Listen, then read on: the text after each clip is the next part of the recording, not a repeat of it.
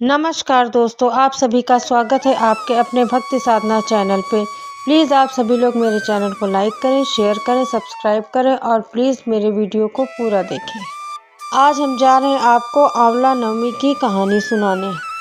एक राजा था, उसका नाम प्रण था। वह रोज सवामन आंवला दान करके ही खाना खाता था।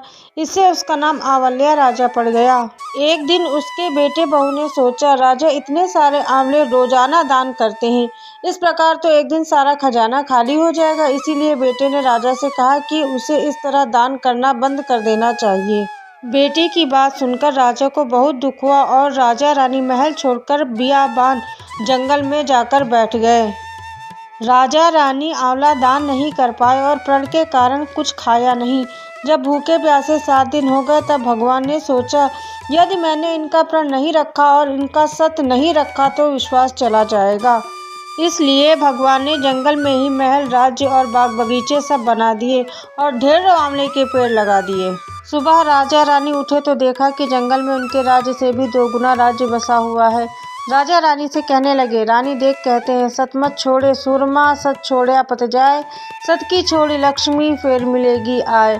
आओ नहा धोकर आंवले दान करें और भोजन करें। राजा रानी ने आंवले का दान करके खाना खाया और खुशी खुशी जंगल में रहने लगे। उधर आंवला देवता का अपमान करने व माता पिता से बुरा व्यवहार करने के कारण बेटे बहू के बुरे दिन आ गए। राज दुश्मनों ने छीन लिया, दाने दाने को मोहताज हो गए और काम ढूंढते हुए पिताजी के राज्य में आ पहुंचे। उनके हालात इतने बिगड़े हुए थे कि पिता ने उन्हें बिना पहचाने हुए काम पर रख लिया। बेटे बहू सोच भी नहीं सकते कि उनके माता पिता इतने बड़े राज्य के मालिक भी हो सकते हैं, सो उन्होंने भी अपने माता पिता को नहीं पहचाना।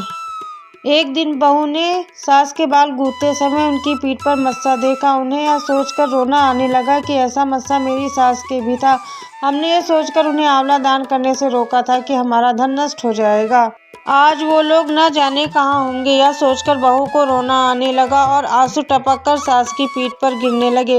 रानी ने तुरंत पलट कर देखा और पूछा कि तू रो क्यों रही है।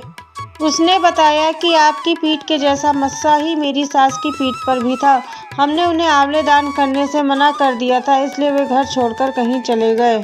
तब रानी ने उन्हें पहचान लिया, सारा हाल पूछा और अपना हाल बताया। बेटे बहू को समझाया कि दान करने से धन कम नहीं होता बल्कि बढ़ता है। बेटे बहू भी अब सुख से राजा रानी के साथ रहने लगे। हे भगवान, जैसा राजा रानी का सत रखा वैसा सबका सत रखना। कहते सुनते सारे परिवार का सुख रखना।